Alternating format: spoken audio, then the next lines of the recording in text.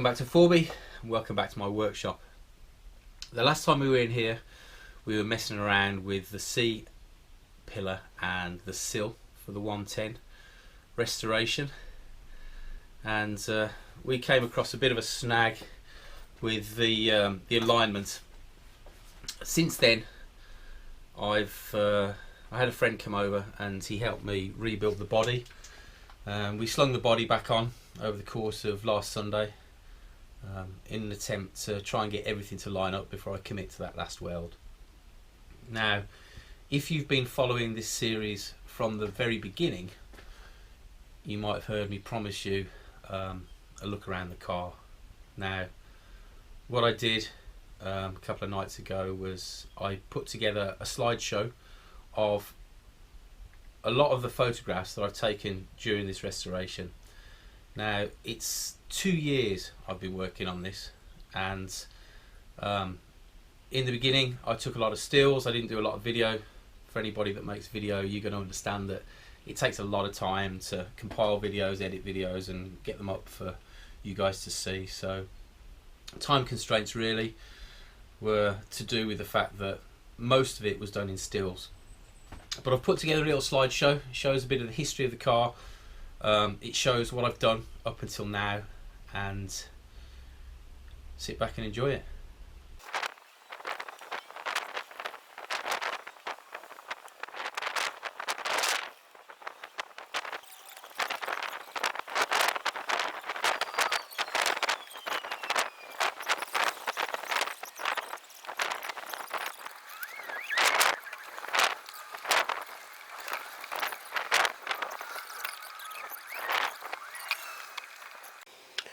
This is how the car came to me. That's pretty much off the trailer. It belonged to a very dear friend of mine, and it had been laid up in his garden for a number of years, and he needed the space. I wanted a 110, so we made a deal, and off it came over to me. And the first thing I did, the engine was pretty smoky, was try and investigate why it was smoking. And here we see it was a 200 engine. Originally it would have been NA, but it was converted to 200 by the time I had it. So I whipped the head off and started reconditioning it, regrounding the valves, putting new valve stems, new valve seals, messed around with the turbo, pulled the turbo apart, reconditioned the turbo, put all new turbo bearings in, had it balanced, and put the head back on the engine. But despite all that work, it was still smoking. So I had an offer from somebody that understood the engine, understood the work that had been gone into it, and realised it possibly needed to have the bores re-honed and new piston rings put in, and the engine was sold on. So at that point I took the decision to pull the car apart, and here you can see I started dismantling it, and we got it down to a bare chassis. And I had a 300 engine, and I decided to weld in new chassis mounts for the engine, new engine mounts, sorry. And we started to discover some bits of the chassis that needed repair. That's one of the outriggers. It was dust, so that got cut off and a new one put on. Here you can see the bulkhead. The bulkhead was in really bad shape, to the point where I didn't really want to touch it. I figured I could find a half decent bulkhead at one of the shows we attended, and that's what I did. So here you see the chassis undergoing a bit of welding. This is the back end. It had a new cross member at some stage, but we had to do a little bit of welding on the chassis and tied it up really. You can see that's Corollas paint that it was painted with, and these are some of the repair sections. It had at one stage broken over on something and dented the chassis. So here you can see we've got a hydraulic rig just bending the chassis back into place, and that was welded up. And once it was welded up, it was painted with Corollas, and then it was wax oiled. It was flipped several times during the wax oiling process, and I managed to source a new bulkhead which I had blasted. And here we can see that was the day it got back from the blasters. It had a bit of primer on it, and the car started to be reassembled. The axles were put on, and then I turned my attention to the gearbox, and I found that the gearbox was well, the transfer box certainly needed attention.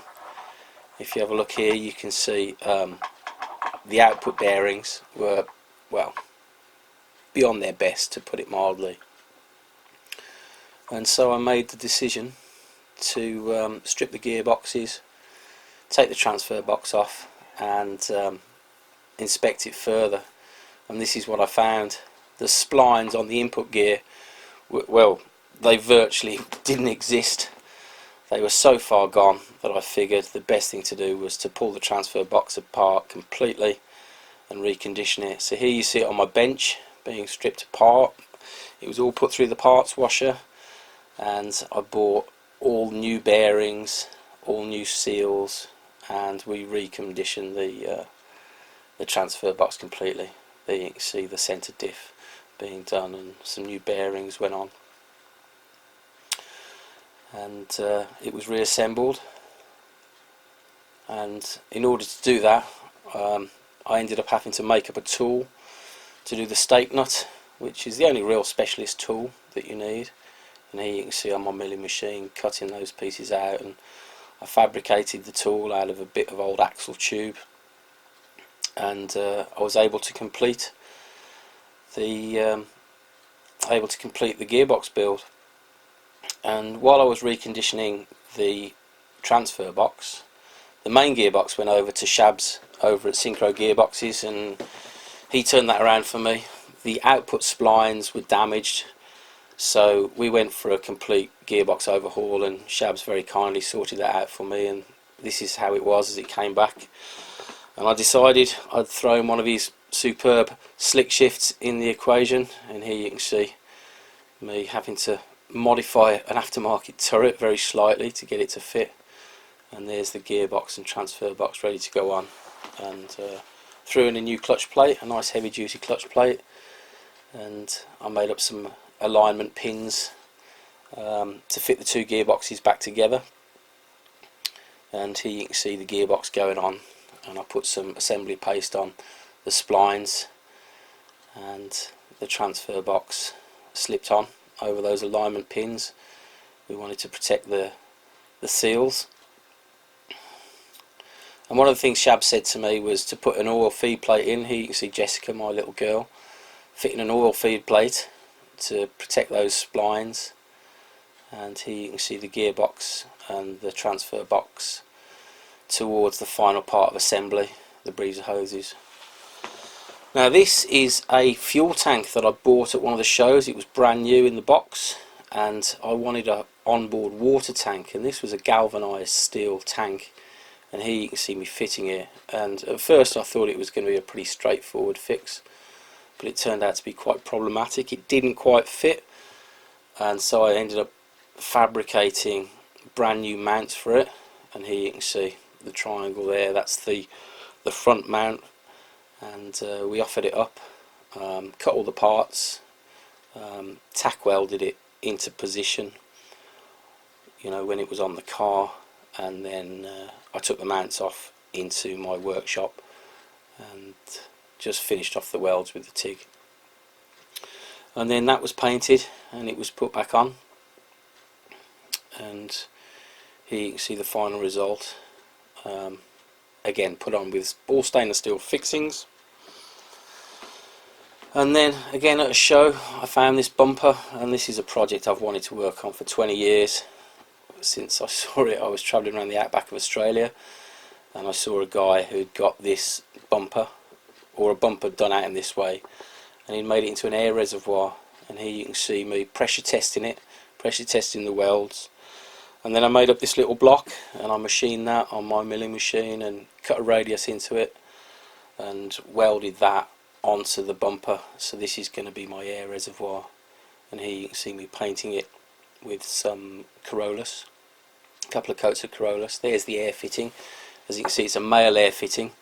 We don't want the bumper holding any pressure until it's required, but there'll be an onboard compressor that feeds through to that bumper, and then I'll just be able to snap on a tyre inflator or something. Or I don't plan on using air tools on it, but there you can see it on the front of the car.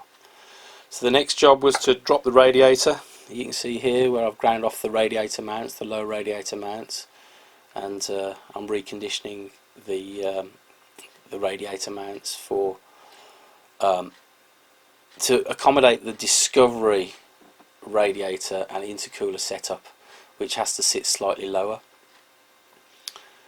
in the frame. And then we started work on the bulkhead. Not a massive amount to do on the bulkhead, but a lot of fiddly bits, because it was actually a TD5 bulkhead. And you can see here the various colours.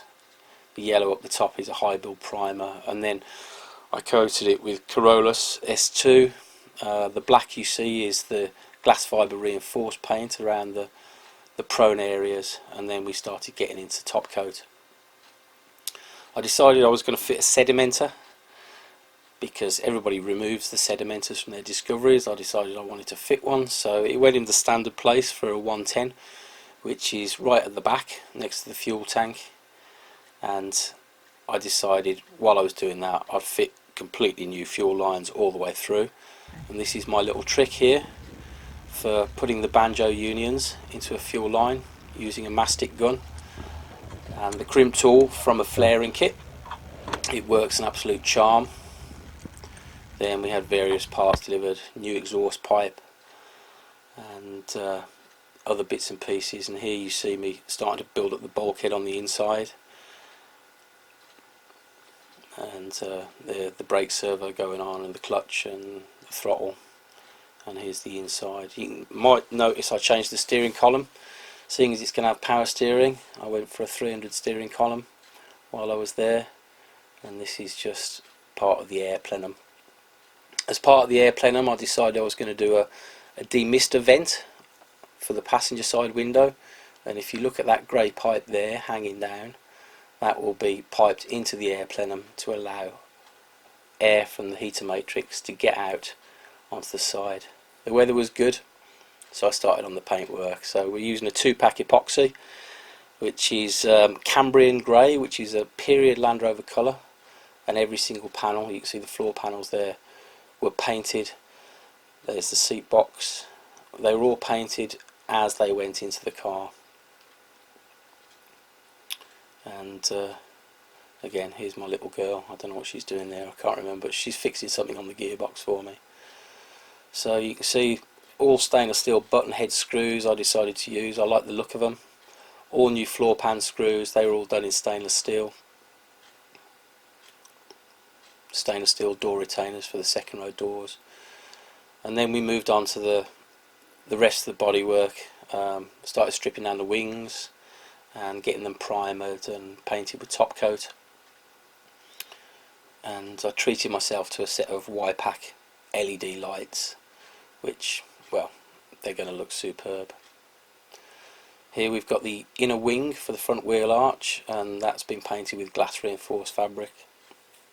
Sorry, paint.